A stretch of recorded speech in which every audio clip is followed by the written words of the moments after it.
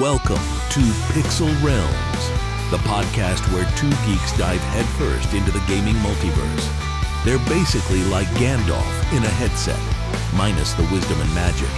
So, grab your snacks and level up your patience.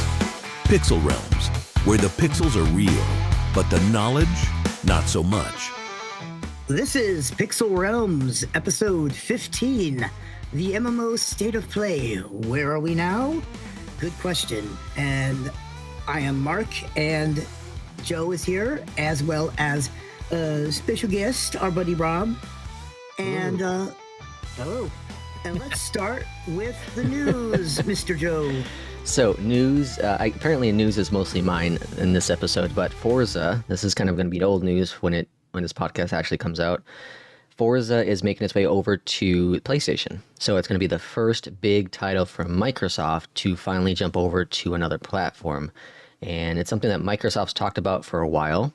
They've released some smaller titles over the past couple of years onto the Switch and over to PlayStation.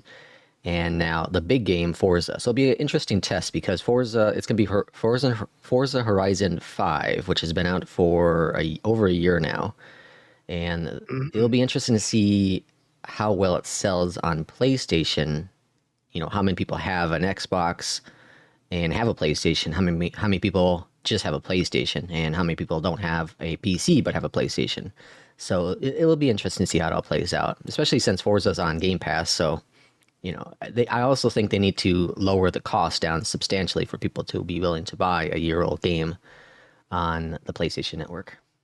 Yeah, but you know them, they're probably going to throw it at a full price game, or at least $50-$60. My question is, if this is coming to PlayStation, does that make room for some of the popular PlayStation titles to end up on Game Pass? No. Sony is not bringing anything over on Xbox as of yet. Right now, Sony's only focused on their console and then also focused on PC stuff. That is a missed opportunity, but that's Sony for you. Yeah. It'll be interesting to see how this all plays out. I know, like I said, Microsoft's been working on it for a while. Microsoft's, and this is kind of getting off topic a little bit, but Microsoft's also been working on their handheld console, which rumor has it they're looking to maybe abandon the traditional console and cave into Sony winning that, and then jumping into the handheld and compete with Nintendo, which that's an instant loss in my opinion, but I mean, we'll see. Steam. I mean, if you're gonna go mobile with games, you're gonna go Steam Deck anyway. So unless Microsoft puts something out there that's like really amazing and affordable, well, they're gonna lose to this too. Imagine if they do like a $300 handheld, and you have access to what's it called, Xbox Live, you know, the Game Pass thing.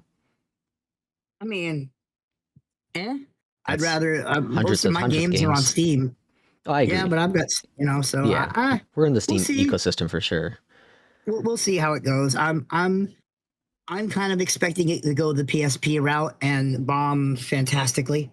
Yeah, well, the only why we covered it before, but the reason why Nintendo's done so well is because you can only get these games on Nintendo's platform, and they're just awesome games. You know, they come out and they're just amazing. Yeah. No, I agree. Speaking of amazing, apparently it was amazing that the Dragon Age game that came out recently actually even made it out, because apparently it was supposed to be a live service, and then at some point EA said, no, let's just make it a standalone one-time single-player game, and we got what we got with that. And the initial numbers that have come out so far since release of the title, it so far apparently sold about half of what EA expected it to sell. It is considered a failure. It is considered a bomb. Yeah, absolutely. And there are many reasons why it didn't sell well. One is it didn't feel like a traditional Dragon Age game to a lot of people. Two, you know, there's a lot of the DEI conversations involved with it. And three, apparently some people just didn't like the way it looked overall either. So there's many reasons. And the thing with Dragon Age is every single one of their games have been completely different than the other one. And the best-selling one, of course, was Dragon Age. What was the last one called before Valgard? Don't ask me. Dragon Age 3 or whatever it's called. I don't know, whatever that one was called. It was an open world, yeah. and you know, that one sold the best. It was incredible. It kind of felt like a traditional BioWare game. Inquisition, yeah. Very similar to a BioWare game, but for whatever reason, they decided to go in a completely different course with this game. And while it was fine, it was a fun game. I had fun. It was 30 hours into it. It was fine. I can understand why people didn't care as much for it.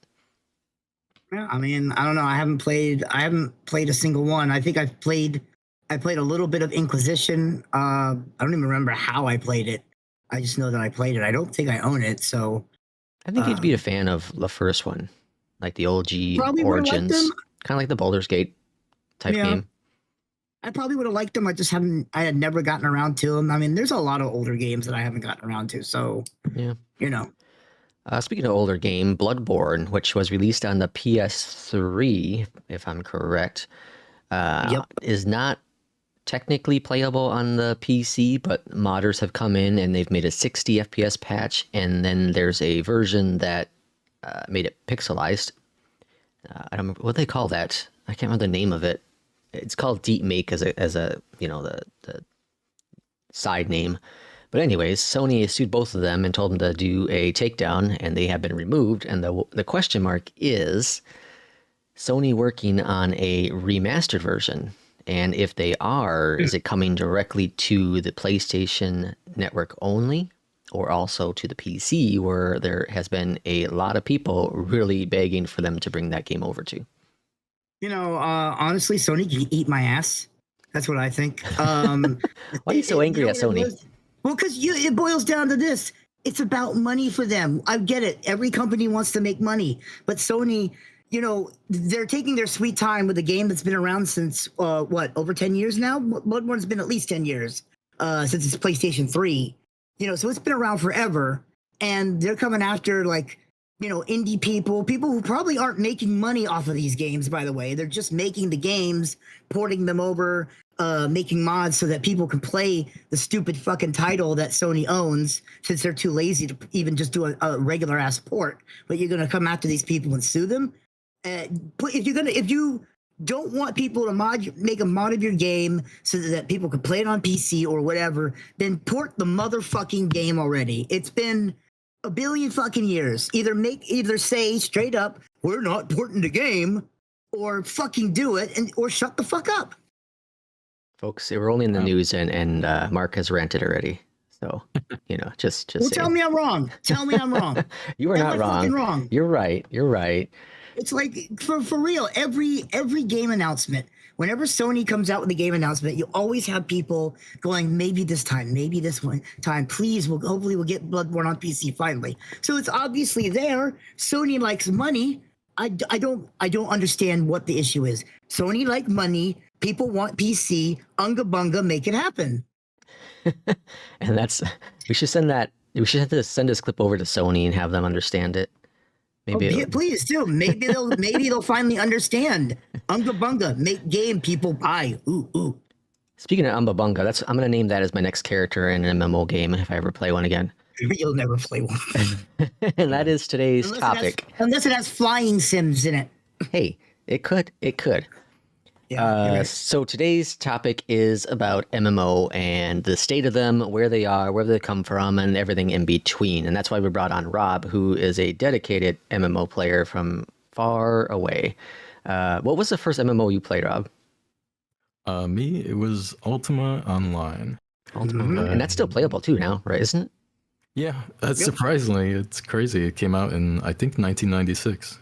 Jeez, that's insane. Yep. Ultima Online and RuneScape are both two of the older MMOs out there, and people still are dedicated. I know I've seen a lot of dedicated RuneScapers. It's crazy. Like, I got a buddy of mine who, when they used to give me RuneScape codes for Amazon through Amazon Prime, he'd be like, "Hey, bud, can I get that code? Because I know you don't play RuneScape." And I'm like, "Okay, here you go." But it's like, so there's some hardcore people out there still. My wife's brother plays RuneScape still, and he's younger though. He's what, 26 or so, and he plays RuneScape. But he had God, what was it? I don't remember the full detail of the story, but Anyways, he ended up losing like $50 real life because of some scam artist within the game was gonna like level up his character or do something to it, and he ended up sending this person money and it never happened. Good old scammers in the MMO markets. You cannot play an MMO without having general chat or trade chat or whatever it is, with at least one spammer saying, go to blah blah blah.com and buy gold today or this or that. You know, as a matter of fact, as an MMO, you know you've made it if you get a scammer. I get that in Diablo 4, which isn't technically an MMO. That's interesting. Okay, so Ultima Online, one that I did not play. Mark, what was your first one? Ultima Online was also my first one. Oh, okay. Ultima was for okay. Yes, sir. I played it with you, Mr. Baez, Mr. Rob. I know you played it with me, but I didn't know that was your first. Yeah, that was I had never heard of MMOs until I met up with you guys. I think mine was Dark Age of Camelot, if memory serves me correctly. I think that was my first MMO. What? Slash slap. Slash slap. It didn't. It lasted a couple of years, and that was the end of it. How long did you play it though? I did like 4 or 5 years with it, probably. 4 or 5 years? Yeah. Good God. No way. Yeah, I loved it. You play one day a year, I guess. No. It took me a little bit to get that joke. No, I loved it. I had a lot of fun. Really? What level and class and stuff did you play? Oh my gosh. I have no idea. He's grilling you. There's definitely a human, likely a warrior like I played everything else. Level, who knows? If you played for 4 years, you should know your character. This was like 20 years ago. I haven't touched it since. I'm sorry. Although I played a level 105 martial artist in Anarchy Online. That was about 20 years ago. Yeah. Okay. Yeah, I'm surprised I never got into Anarchy Online because I know Rob was really into that, and I played it a little bit. And I don't know, it seemed like it would be my thing because it was sci-fi and whatnot, but I could never get into it. Yeah, I mean, that's fair. I mean, I've been playing World of Warcraft since they just had their 20th anniversary, so I've been playing it for 20 years. I started I think WoW was only out 6 months when I started playing it. So I missed like that first initial 6 months, which really wasn't that big of a miss. But other than that, I've been playing it the full 20 years with, obviously with breaks in between. I've taken so many breaks over the years, but it still brings me back. I feel like World of Warcraft for me is like Alzheimer's. I just, every couple of years I'll jump into it and be like, yeah, this should be really fun. And then I play it. I'm like, yeah, I don't like this game. I just don't like it. It's fair. I mean, there's a lot to hate about it. I mean, like I've told you many times on this podcast, WoW, unfortunately or fortunately, whatever you want to say, has been my go-to, I guess, game when it's like I just need something. I don't know what I need. I don't know why I need it. I don't know why it has to be WoW, but it's just like I could turn on WoW no matter how long I've been away from the game, no matter how much content they've added or changes to my class or character. It's a game that I can install again, subscribe to, start playing, and not have lost a beat. Like my brain just goes head empty. I just never lose anything from it, no matter what's changed about it. And I don't know why it is that game and not any other game, but it is what it is. Obviously, WoW is the #1 MMO currently, and it's tough to dethrone that for many reasons. People have dedicated time into it, and when I think of WoW, I always think of Henry Cavill, the guy who plays Superman and Geralt from Witcher. He almost didn't make it to Superman because he was playing WoW. He almost missed the audition for Superman because of that game, which is pretty interesting. But like, what is #2? What's the second most popular? Well, have you ever heard of the award-winning classic MMORPG Final Fantasy XIV? Now you can level up to level 70 for free. Why hasn't Final Fantasy taken over WoW? It has better graphics, arguably, right? It's newer platform. It is a very heavy. It has a very heavy Japanese inspiration. It is a very grind heavy mindset. Whereas World of Warcraft is head empty. Don't have to care about story if you don't want to. Just chug chug chug. Final Fantasy is very much. You should care about the story. The game is built around the story, not the story is built around the game. I think I have more time in Final Fantasy. I'm almost positive I have more time in Final Fantasy than all the years of me trying a WoW over the years. And there's nothing wrong with that. It's just that Final Fantasy 14 is a more story-driven MMO. People get invested in Final Fantasy for a lot, just as much the story as they do other things. Whereas World of Warcraft, yeah, you've got your hardcore WoW players who care about the story. I could barely tell you anything about the game story-wise and I've been playing it for 20 years. And it's not because the story is even bad. It's just that the style of MMO that I play is I like just being able to go grab my quests, go to area, shut brain off, do thing, turn in quests, get my level up, that kind of stuff. And then, occasionally do a dungeon or a raid or whatever and get some better gear. And then Final Fantasy, it's not about the gear, not at least until you're max level and trying to do end game content. It's really about the journey to the end game. So that's one big thing. WoW is very alt heavy. You usually have a lot of people making different alts and whatnot. Final Fantasy 14 really isn't alt heavy. You have one character that can literally be every class. Okay. So you really don't need to make a second or third character unless you're on different shards and you don't want to transfer a character to a different shard, or you can't because some servers are full and just don't welcome new players because of that. If Final Fantasy tomorrow became free to play, do you think it could potentially overthrow World of Warcraft? I mean, no, I don't think so. Why? Like I said, it's already free to level 70, so you can play 70 levels of Final Fantasy. That is probably well over 100 hours of gameplay, maybe even more, and you can play it for free. So, and it still hasn't overthrown WoW, which, don't get me wrong, I think I don't have numbers, but I know for a while there, Final Fantasy really took off. It usually has, I think it's usually holds about 2 million subscribers, which is a lot for an MMO. Yeah. WoW usually holds more, usually holds about 4 million, but at one time I think they got as high as 11 million. Jeez. So, WoW is definitely the number one, but Final Fantasy is not, their subscriber count is nothing to sneeze at.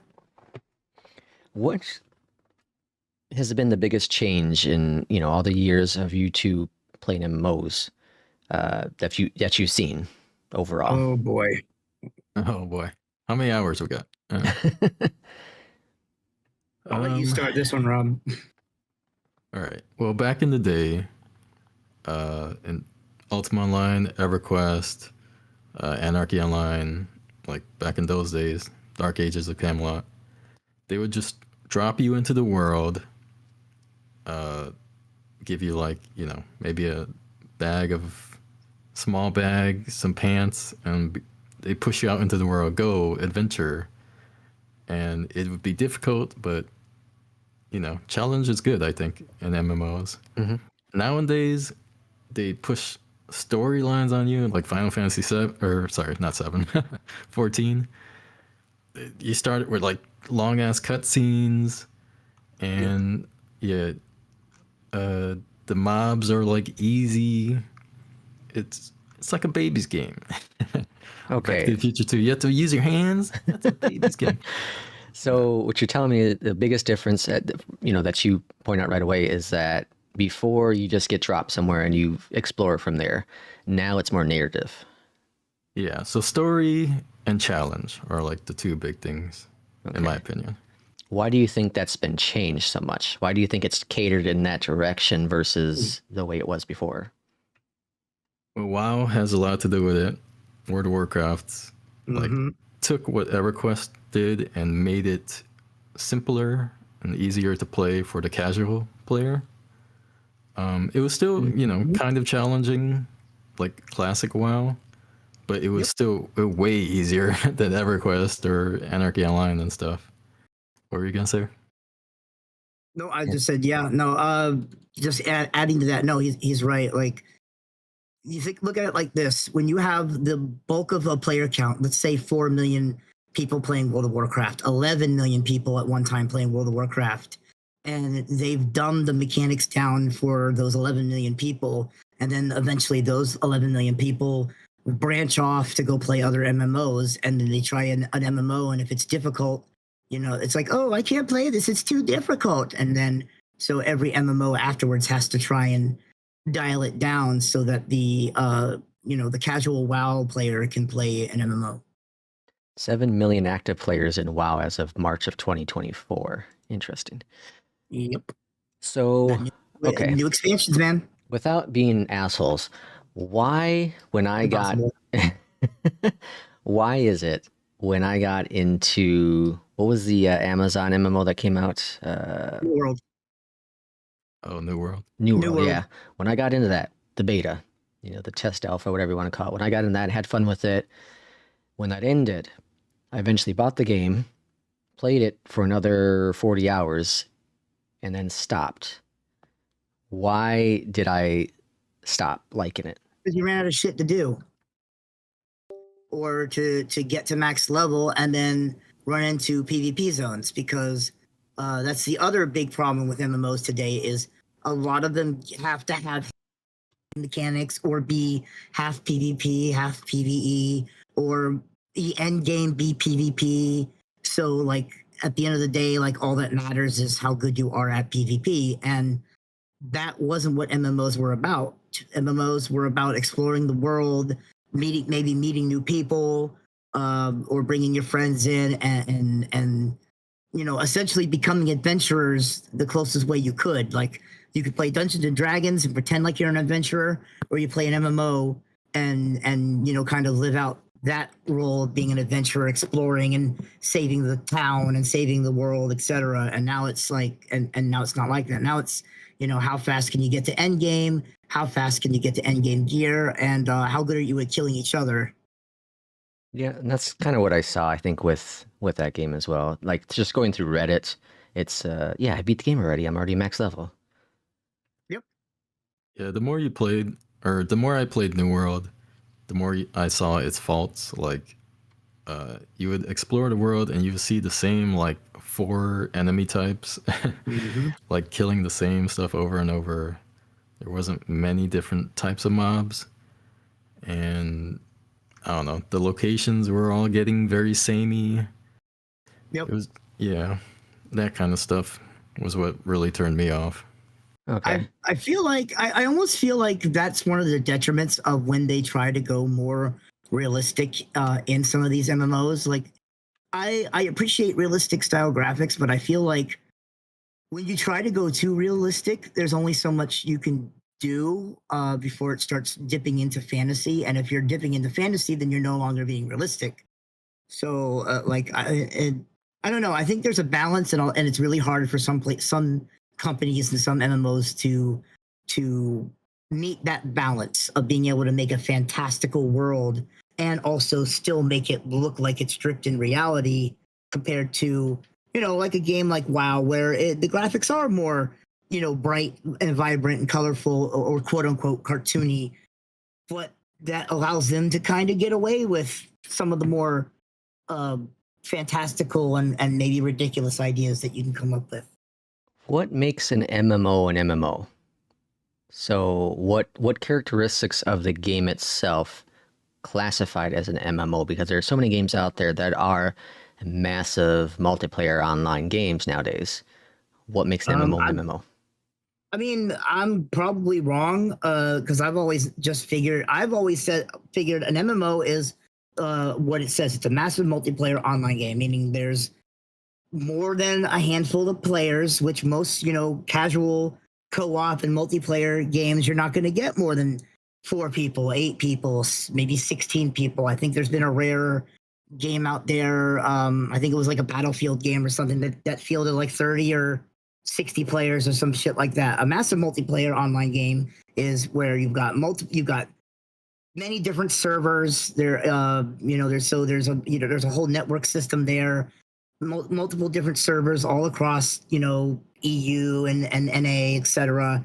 And you can have hundreds and hundreds of players, and then that's the massive multiplayer part. I mean, obviously, it also depends on the type of MMO. You have your MMO RPGs, your MMO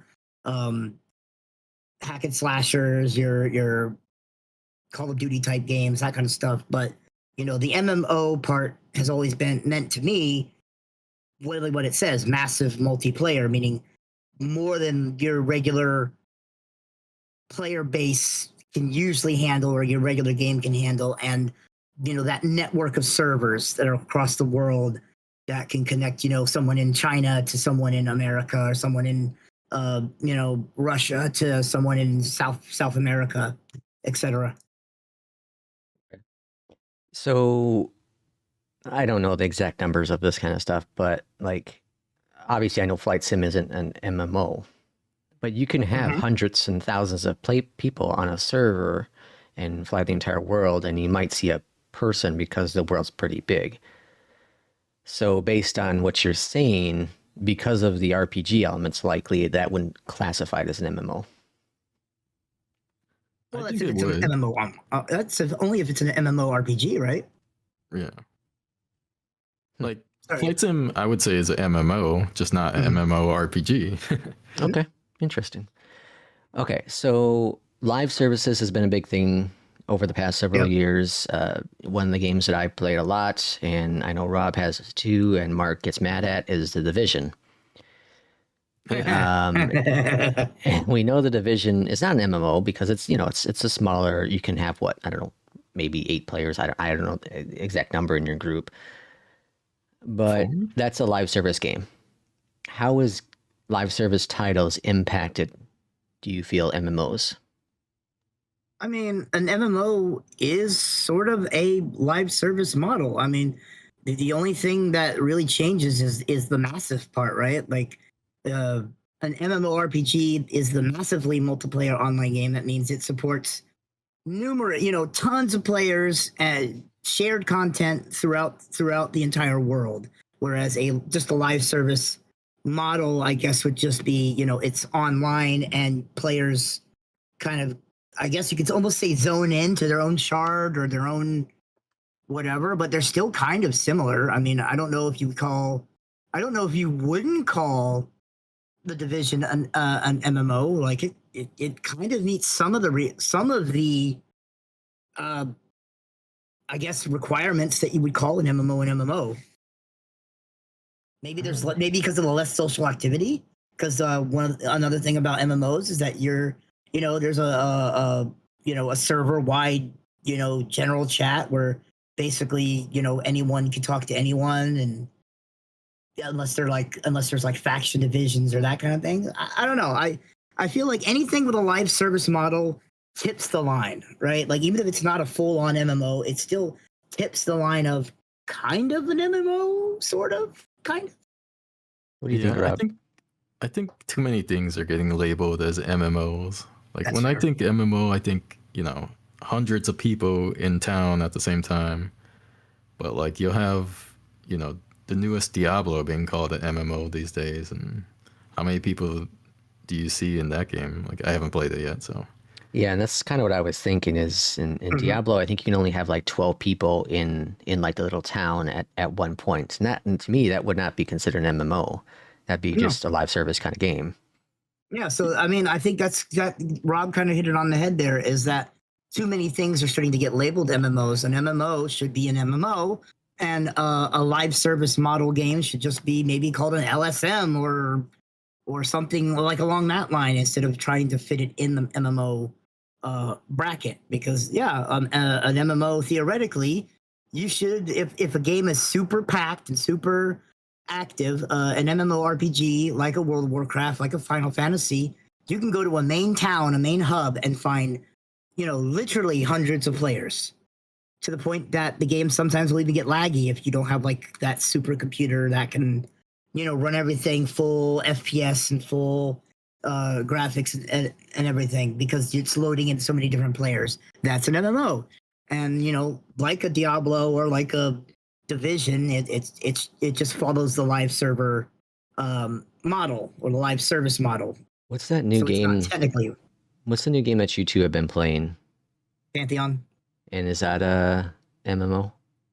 Yes, it's a Yep. true MMO RPG similar to World of Warcraft or EverQuest. It's first person, right?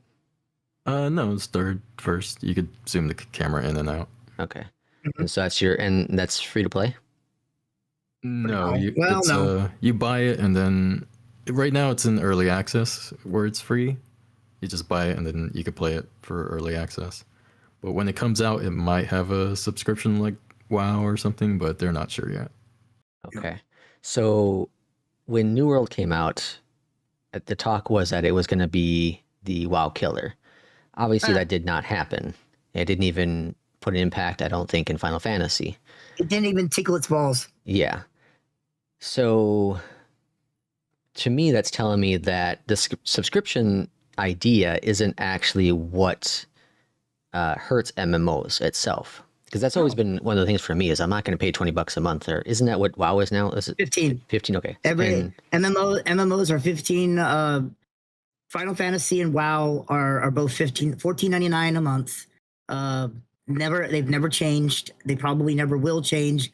Maybe if World of Warcraft 2 comes out in 10, 15 years, maybe that'll be $20. But that's why the sub has never changed, because people are they pay for the game. Usually, WoW, for example, is the one I'm going to use, obviously, because it's the one I play the most. Expansions will run $40 to $60. I think maybe this most recent one might have gone to 70, but even then, I think I'm wrong. I think the base model was still just $59.99. So the game itself has always been the like $40 to $60, and then you pay the $15 a month to keep the service and continue to play. I think when Final Fantasy first came out, it was only on the only on the PS3, I think it was at the time. And then eventually came to PC.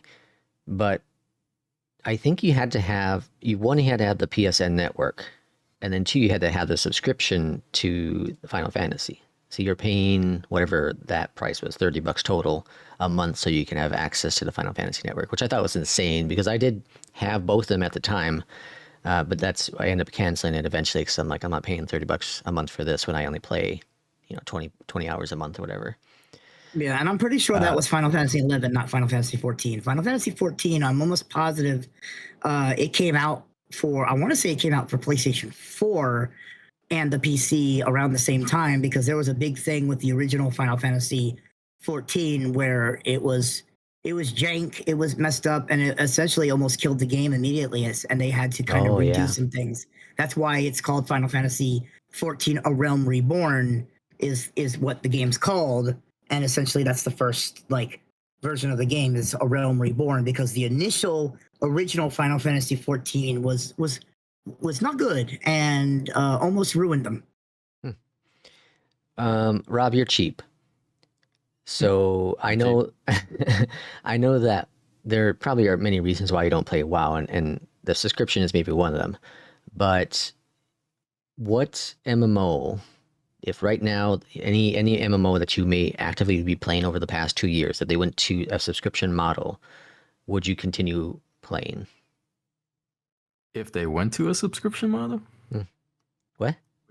Wait, what'd you say? If one of the MMOs you're playing now went to a subscription-based model, which would you continue playing and why?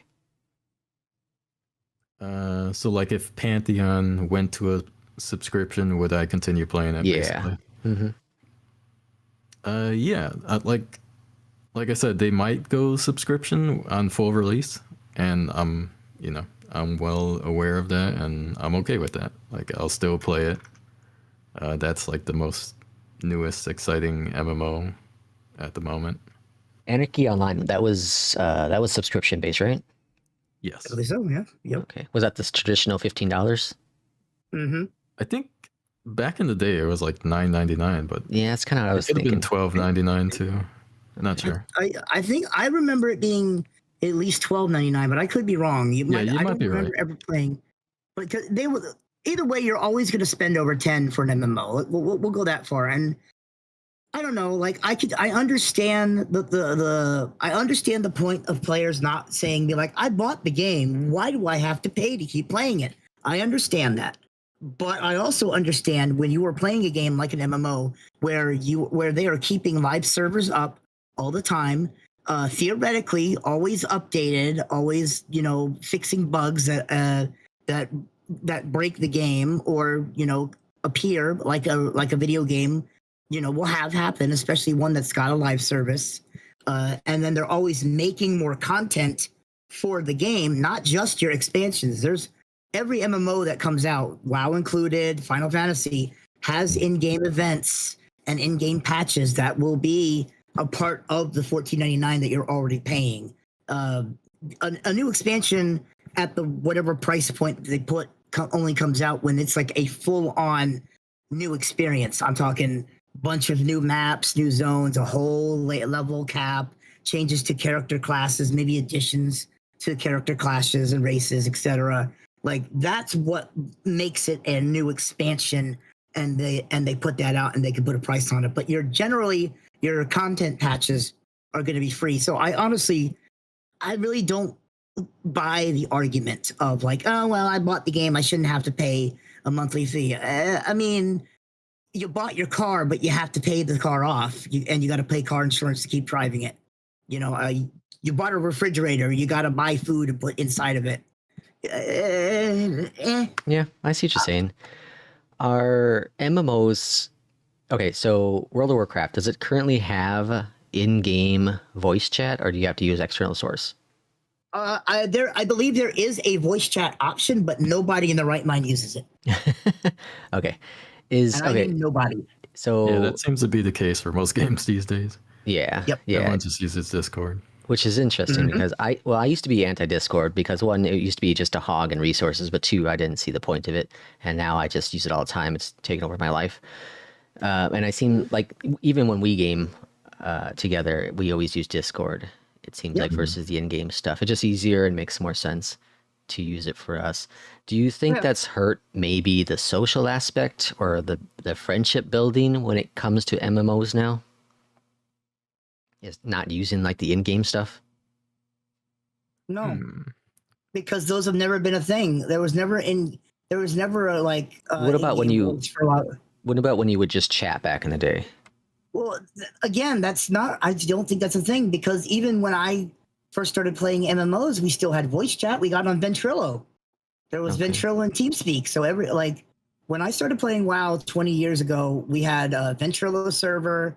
You'd find a guild and you would join that guild and you'd still talk to them in game. But then, like, if you were going to group with guildies to do a dungeon, to do a raid, then you'd hop on the Ventrilo and you'd speak in voice chat. Other than that, you could still have full conversations off of voice chat. It's just with the evolution of the voice chat services like Discord, it became more normal to just get on Discord so that way you can communicate and organize your groups better. So if you have if you're with a tank and you're a healer and you need to synchronize like I don't know, pulling bosses or pulling mobs in a dungeon, for example, it was just easier to get on voice chat and do that. So and that's always been a thing for at least 20 years now. I mean, I don't know about I feel like we still communicated when we played Diablo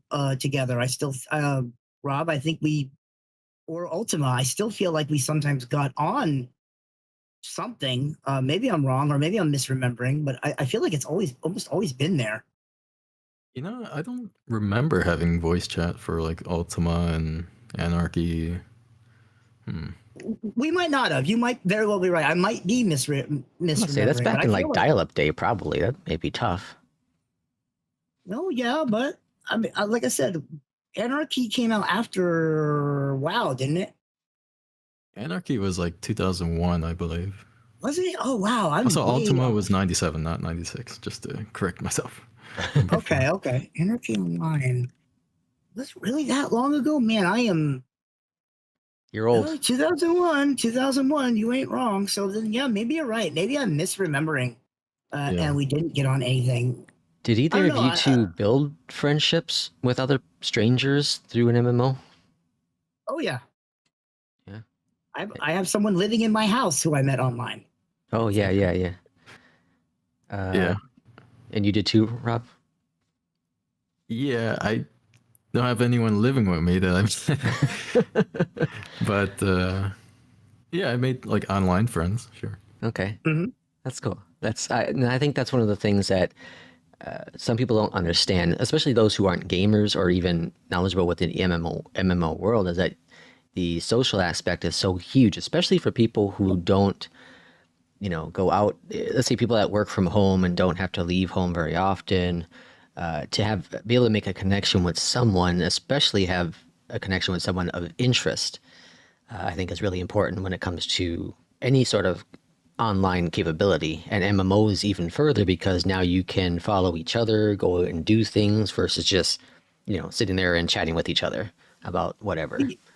Yeah, I mean, in a way, I miss the social aspects of MMOs because yeah, they've definitely gone down over the years. I wish I could pinpoint why. I really don't think voice chat is what did it. I just think it's society in general has changed, and there's a lot more people who just don't talk to each other. I mean, communication is literally the worst I think it's ever been, which is funny because there is more technology today that allows you to communicate with other people than ever.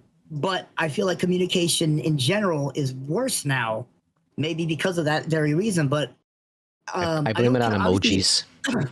Yeah, maybe. But I obviously can't count Rob and you. I met you guys IRL first, but you guys live in Chicago. I live in Florida. So 99% of our interactions now are online. Other than that, every person that I call friend to this day, 2025, almost anyone I call friend, I knew them online first, or I mostly know them online.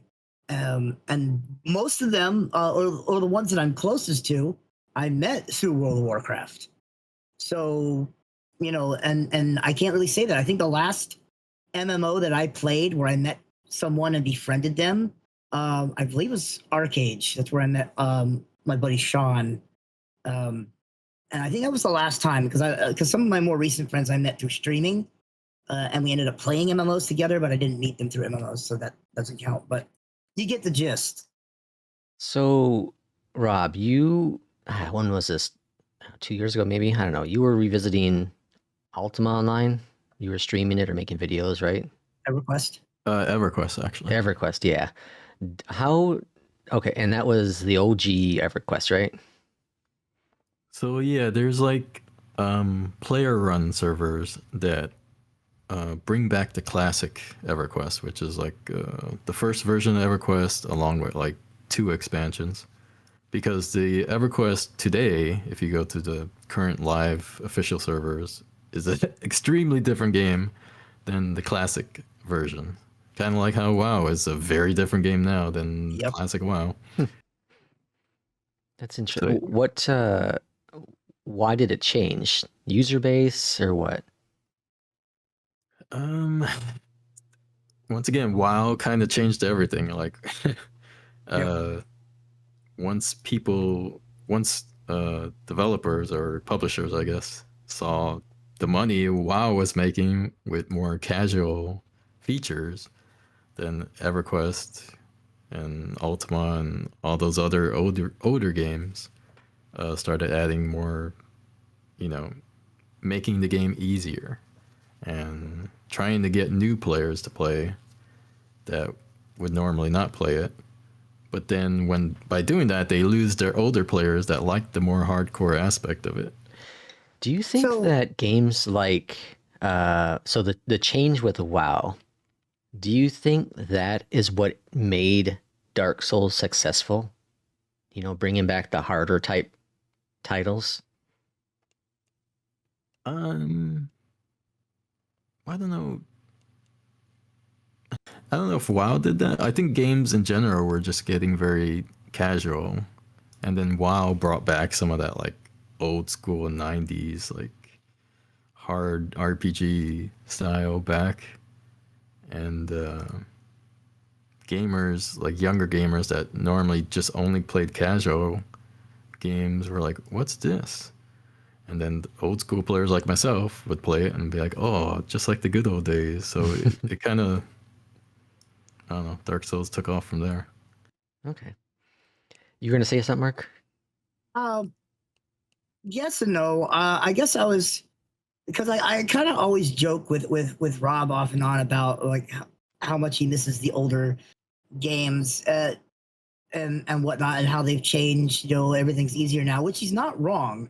But and I know he probably will agree with me when I say this, so it's not like I'm criticizing him for it, but it's like I guess I'm wondering if there ever could be a real balance because the games evolved, right? And I get it that also made them easier, but the games evolved because they had to if they wanted to stay alive. If you stayed the exact same, yes, you would appease the older audience, but I feel like with most MMOs, now I can't speak for every MMO. I can't speak for EverQuest, for example. I didn't play original EverQuest, but you know, so maybe the entire player base of the original EverQuest would have still stuck around, etc. But you know, I'm wondering how how the evolution would have worked there because it's really hard to appease both. Like a lot of these games evolved to make money because a company needs to make money to survive, and thus that you know sometimes that required them to make things easier and thus help bring in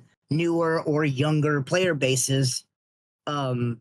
I'm guessing I wonder if there was ever a way to really have a balance because I feel like someone's going to always get the short end of the stick.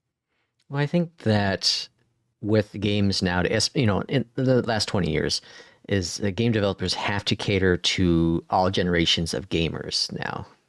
Prior to that, I think, I feel at least, it was the target audience was teenagers overall. And now you have people, you know, now in our ages, you know, in the 40s, that are your target audience, but you also have the 20-year-olds in there as well. Then you have the teenagers in there as well. And then you may even have like people in their 50s and 60s in that range and all kinds of different aspects of their lives, you know, whether it's work, family, school, whatever it be. And they have to find a way to have enough content, but also easy enough so that you don't feel that you are grinding through it all. I guess I just feel like there's never going to be pleasing someone. And at the end of the day, I feel like us, the older generation, I don't feel like most games are going to ever be built to please us. It's going to be up to us to find things about these newer games that we like enough to warrant playing them because game makers are probably going to always stick to building a game based around like that teenage to young adult model. Why? Because they're going to be the ones that stick with it the longest. If you start playing a game when you're 18, for example, if I started playing WoW when I was 18, or in my case, I started playing WoW when I was younger in my, you know, early 20s. And here I am 42 or about to be 42, still playing WoW. So I feel like that's just game making, right? That's just you're picking that target audience, that younger audience where it's, you know, they can maybe get a job and make money themselves or get money from their parents or they're adults and they make their own money. And then you bring that group in and build around that because they're going to be the ones that if they really like the game, they're going to stick with it 20 years, 30 years, etc. And it's more up for, you know, the younger audience to maybe be allowed to try the game and like it, or in the sense of people like us, where it's like, okay, this game's got some stuff that I like, you know, enough to maybe play it.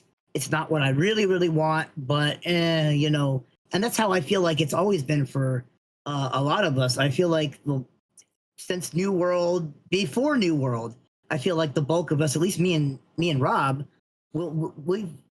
we'll play an MMO, and it'll be like, well, okay, this kind of mechanic is cool, but it doesn't do enough of this thing that we like. So maybe we won't play it long term, or it has just enough that we like that we'll play it for a while, at least until the next thing that has our interest, gets us. I feel like that's what's happening to our kind of older player base. Yeah, I could see that. I could see that. What, okay, so we've talked about our first MMO.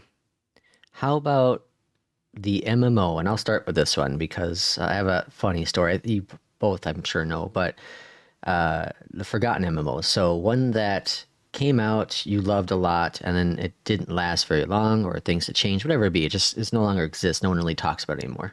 And the one I am going to talk about is City of Heroes, because I think I played with Rob a lot actually when it first came out. I think it was free to. I don't remember if there was a subscription or if it was free to play. I don't remember. Anyways, my username that I use nowadays, Lexterio, came from City of Heroes, because I was trying to figure out how to name a hero, and I don't even remember what I used back in the day.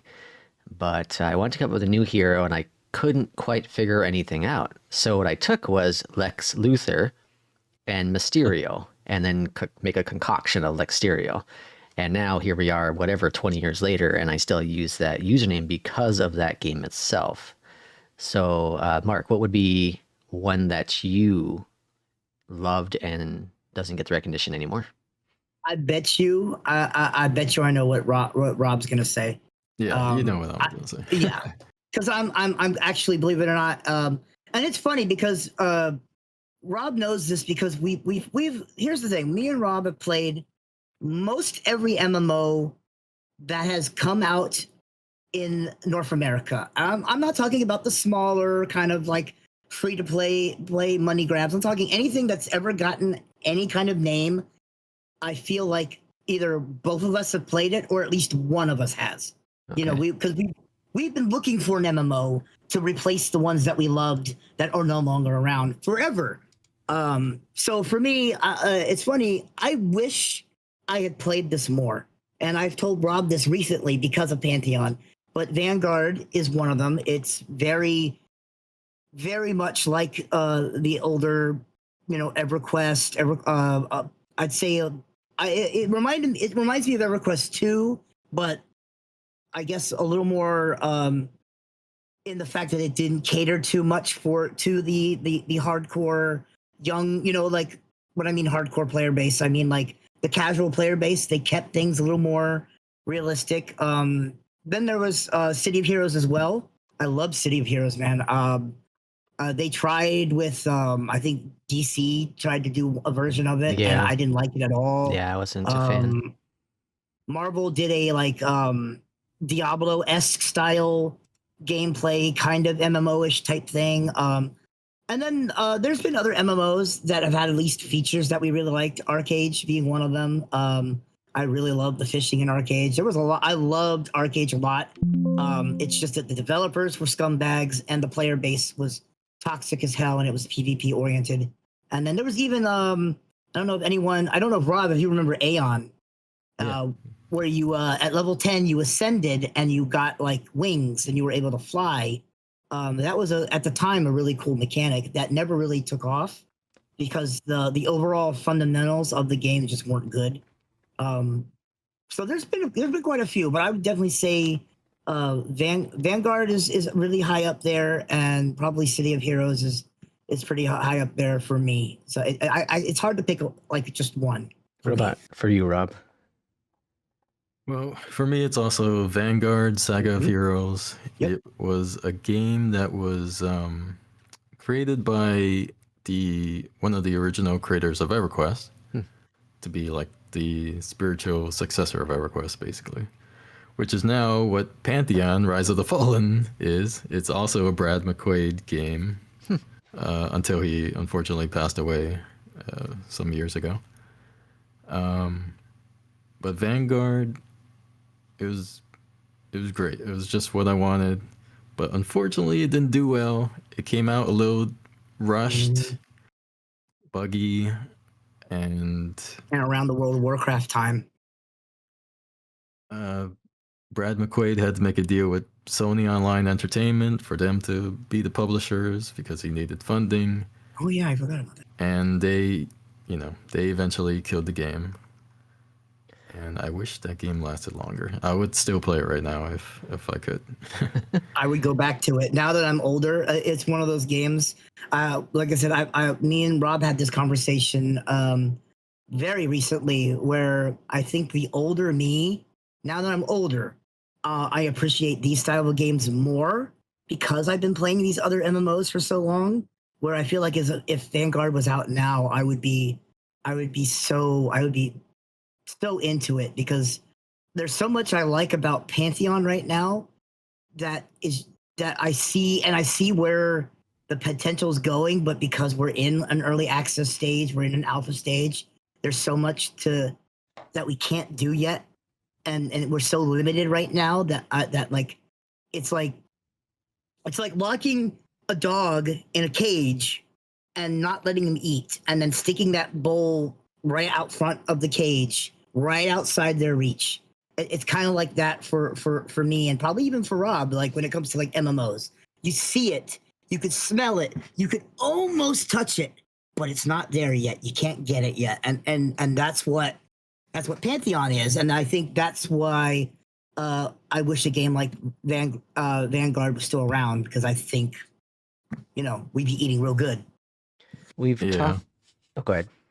I was just gonna say I've gotten Mark kind of into the classic MMO style again because you could see like the good things about them. For example, before we were playing Pantheon together, we were playing Drone and Liberty together, which is another Amazon game, and like we can't even trade items in Drone and Liberty. Can't drop them on the ground. Can't drop them on the ground. Can't nothing. Oh, that seems like a huge miss. Yeah, like Mark's character would use a bow and arrow, and like I would pick up a nice bow. I'd be like, oh, I could give this Mark. Oh no, you can't. You can't trade in that game. You have to like sell it on their cash shop or whatever. It's so stupid. Yep. It's all about money. It's a Korean-based MMO, and that's kind of become the other big problem in the MMO market is we get flooded with these more Korean-based MMOs, and that's not to say that Korean-based MMOs can't be good. Black Desert is a very good example of a game that's been around a while, that still has a semi-decent player base. It's like on sale all the time for $1.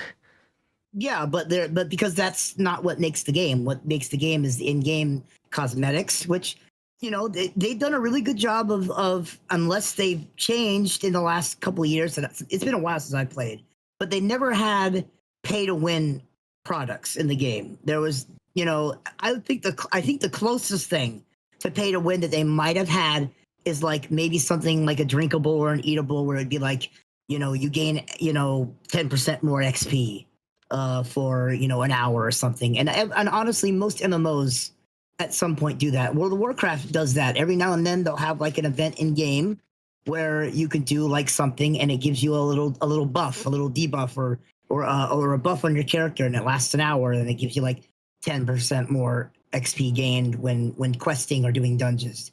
And I think that's the only quote unquote pay to win type item that was ever in Black Desert. It was all about cosmetics. They have these really fancy, really elaborate costumes that your character could wear, and that's how they would make their money. And there's nothing wrong with that. I don't think there's anything wrong with making your money on cosmetics, because they're not necessary. They're not a necessary item. When you have to put real money into the game to progress, to be able to get somewhere, which is another thing that the original Arcade ended up doing, and why the developers were scumbags, is they started adding pay to win stuff in there, and it ruined the game and ruined the player base real fast as well. So but cosmetic shit, I think is fine. If you want your character to wear a really cool, outfit, and you just have to shell out a couple of real life bucks for it, but it has no effect on your stats, your power, then fucking have at it. It's your paycheck. Do what you want. Yeah. Why do we hoard useless items in MMOs? And this isn't just MMOs. This is any RPG. But why? We always think there's a chance we'll need it later. At least that's how I am with. It's not. I wouldn't call it useless items. I don't hoard useless shit. Like if it's useless, I sell it. I because I am. My form of OCD is like I have to have stuff organized. So if it's something that I feel like is a collectible, I'll put it at least in WoW. I would put it in my bank, and hold on to it in case they do something with collectibles. Other than that, if it was like a currency, it went in my bank or stayed on my person until that currency was gone or no longer in the game. Then if they didn't auto sell it for you, I trash that shit. But RPGs and MMOs, etc. I always would have like your Phoenix Downs for resurrections, your regular potions, your massive healing potions, your this and that kind of potion, your blindness potion, and then I would never use the items because I'm like, well, what if that big fight comes and I'm really gonna need all this stuff? I don't want to run out, and then it's like you end up not using it all and beating the game, and then you're like, oh shit, I still have all this crap. Yeah. Rob, do you hoard useless stuff? Yeah, and I wish I knew why. Like, I think back to, say, EverQuest 2, when you make a character, you have starting equipment, like a starting hammer and some crappy armor. And instead of, like, deleting it or getting rid of it, I keep it in my bank. I don't know why. It's there forever. Like, just, this is my first armor, Some weird attachment. Oh my god. That's great. I know my wife, like, she doesn't do MMOs, but she'll play RPGs. And I remember she's playing Witcher 3, and any barrel she walked by, any box, anything on the ground, she would pick up and put in her backpack or whatever. And poor girl, his back must have hurt a lot. Yeah, and I remember like when Witcher 3 first came out, there was a limit of how much you can have on you. And they eventually removed that with one of the updates. But I was like, man, if you were one of the OG players when it first came out, you would have hated this game because you could only carry X number of things and you'd have been doing a lot of walking. She's like, well, I got to have all those sticks. I need them. You never know. Sticks? Yeah, she would hoard everything, rocks and sticks and bottles of water, whatever it be, things that, whatever. Yep. Yeah, that's a big problem for me in like Bethesda games, like Fallout. You just Oh, have, yeah. like, tin cans or whatever. I could sell it. A billion tin cans. And Mark, you added this one. Why so many daily grinding mechanics? Yeah. So, almost Is that a every thing in MMO MMOs? today, almost every MMO today, there is some kind of daily grinding mechanic. With World of Warcraft, there are literally dailies, quests that you log in to do every day, whether it's just for reputation reward for the factions in the game, maybe earn some kind of currency to buy like a cosmetic type item, or even now they've added crafting dailies where you get on once a day and you do some questing stuff to get you resources and also points to be able to level up your crafting, because you can't just like the old games where you would just craft an item and raise your skill. There's crafting trees now, and they don't give you enough points even at max level to max out the trees. You have to do stuff to earn these like items that you use to get to a point that you can put into that said tree. And a lot of these MMOs do that. A lot of these MMOs do, you log in for the day and you get some kind of like rewards, almost like a mobile game where you'd log in and do that. And then you also got your battle passes.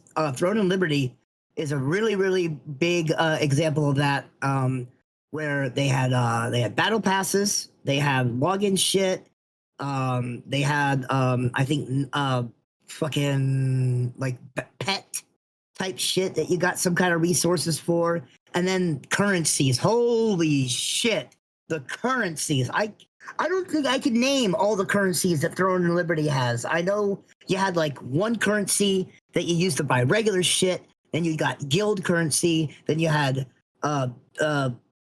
some kind of quest currency bullshit or something, then there was your battle pass currencies, there was your wipe your ass currency, there was allowed to breathe currency, there was fucking explode your fucking penis currency. It was Oh my god. Fucking crazy. So many goddamn currencies, and they're not the only one that does it. Like, maybe not to that extreme, but a lot of these MMOs, especially your Korean-based MMOs, they have to have like 4 or 5 different forms of currency to do different things. It's like, what happened to just having gold coins to buy shit, and maybe have like an extra, like a badge type currency for like a specialty vendor or some shit. But no, everything's got to have 45 fucking currencies. What in the shit? Hey, we almost made it the entire episode, other than in the news, for a Mark rant. That's pretty good. That's pretty good. Only 2? Only 2. I didn't know MMOs had grinding daily stuff. That's interesting. Uh-huh. I feel knew like of WoW other started that games. too. Really? They might not have started it. I just remember starting with Wrath of the Lich King, which I believe was like 2007, 2008, somewhere around there. There was daily quests because there was like 5 or 6 different factions in that expansion, and you would do stuff in that zone or for that faction, and the end game was to get like a specialty mount or a pet or something. Like, none of that stuff was, you had to do it, but for completionists, for pet lovers, for mount lovers, just people, hardcore players that wanted to experience everything and do everything, they did that shit, and it just became the norm. Every MMO that WoW put out, every expansion has some kind of daily hub place after you hit max level. And I know a lot of other MMOs started doing that too. Maybe not quite as bad as WoW, but like especially on the foreign side of things, your Black Deserts, your Arc Ages, those MMOs that came over, heavy. And Final Fantasy 14 is another one. There are all kinds of daily type crap in there for end game, or like your log in once a day, do kind of thing, or even while you're out in the field just leveling up, there'd be like a little event, like a little window, a little area on an open world field where it was like blah blah blah event, and you'd go over there, and anyone of any level could do it, and they would sync to that zone's level, so that they could all do it together, which was kind of cool. But it was just another facet of like something added into the game instead of just your regular experience the game story normally, level up, and head towards your end game type of stuff. That's interesting. Well, interesting episode for sure. I didn't know that MMOs had changed as much as they have over the years. I don't really play new ones like you all do. So it's interesting to find out some of these changes. And I don't even play like MMOs, period. You should absolutely, like Rob said, you should just, it doesn't cost, especially if they're free to play, like some of these are, like Throne and Liberty. When me and Rob were playing Throne and Liberty, that would have been a great time for you to download that game and even just try it out for an hour or two. And if you don't like it, you don't like it. I like to take back what I said. I do play MMO. I'm one of the biggest MMO players ever because I do play Flight Sim all the time. I don't play MMO RPGs very often. Like to reclassify that. Yeah, Diablo. I don't play that as often either. Although I did when it first came out. Did you die? But... Did I die? Question, like you cut out for me, and then like it was silent for a couple seconds, so I don't know if that was my end or y'all's end. No, we're still talking. All right, well then it was my end. Anything else to add to the topic? I will say, City of Heroes, you might want to check out some of the servers these days. I did see that. Yeah. Oh, yeah, you saw that? Okay. Mm-hmm. Is it like player-run servers? Yes. I heard okay. Yeah, there's some like big player-run servers for City of Heroes. Yeah, they actually got full permission from the developer, actually, NC Soft, I think it was back then. Mm-hmm. They got full permission from them to actually do it, which I think is really cool. And I believe NC Soft is the ones is the one of the people who helped put out Throne and Liberty. It was Amazon, and I want to say NC Soft for this one. I might be wrong, but really, I know they're still in the MMO world. They're just not like the core people put it out, they'll just put their name on it, whether it be like a publisher. Maybe they're just the publisher, I guess, or something along those lines. Interesting. But yeah, it seems like the players are bringing back all these classic MMOs the way Yeah, they which could both be good and used to bad. be. Like EverQuest, obviously, I still play player-run EverQuest servers, and Ultima has had player-run servers forever. When Star Wars Galaxies died, like the players brought that back. Mhm. Oh yeah, I forgot about that. That's Yeah, I interesting. miss. I do. I kind of miss. Yeah, that was another one that I liked that we didn't get as deep in as we would have liked. Star Wars Galaxies, but yeah, player-run servers also scare me though because, for example, they tried to bring back ArcAge recently. I'd say in the last couple of years, and from what I'd heard, that it was the only people that really went back to play it were the like hardcore toxic people. So anyone who wanted to revisit the game kind of was stuck either dealing with the like hardcore like toxic player base or just forgetting about it. And yes, NC Soft was part of publishing Throne of Liberty, which is interesting. Yep. They got a huge list of titles, and I didn't know they were a Korean studio either. Very interesting. Anyways, I guess that's a wrap. Thanks everyone for listening and watching this episode. I'm Go ahead. You got more to say? Did he cut off again? I think Mark got mad, quit. Who knows? He went to play an MMO. He got so excited about listening to MMOs that he went on to do something else. But as always, thanks everyone for listening and watching this episode, and we'll see you for the next one. And thanks to our special guest, Rob, for joining us on this episode. As always, take care. Later.